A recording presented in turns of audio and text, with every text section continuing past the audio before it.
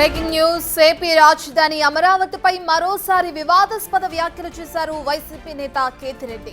AP రాజధాని అమరావతిని గోదావరి నదితో పోల్చారు.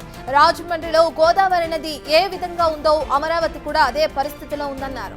అమరావతిలో 2-3 ఏళ్లలో పులస చేపలను చూడబోతున్నామని సెటైర్ వేశారు. ఇక వైఎస్ జగన్ స్వతంత్ర దినోత్సవం సందర్భంగా కనీసం జెండా ఎందుకు ఎగరవేయలేదనే ప్రశ్నకు కూడా జవాబిచ్చారు. జెండా ఎగరేసిన వారే దేశభక్తులు కాదన్నారు. కూటమి ప్రభుత్వాన్ని ప్రశ్నిస్తే దేశ ద్రోహులుగా కనిపిస్తున్నారని అన్నారు. మీ గోదావరి నది ఏ విధంగా ఉందో అది పొంగి పొర్లుతోంది అక్కడ అమరావతిలో.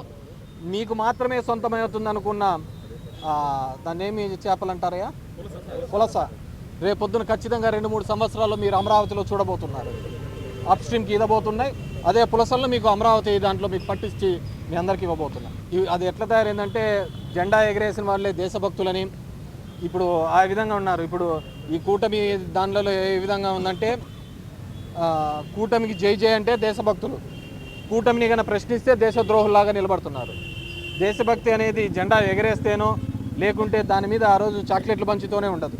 ఈ దేశం యొక్క సమగ్రతకు ఇక్కడున్న దానిలో ఐక్యంగా పోరాడినప్పుడే ఉంటుంది.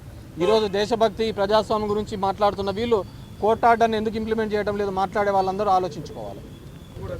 డెఫినెట్గా మీ గోదావరి నది ఏ విధంగా ఉందో అది పొంగి పొర్లుతోంది అక్కడ అమరావతి.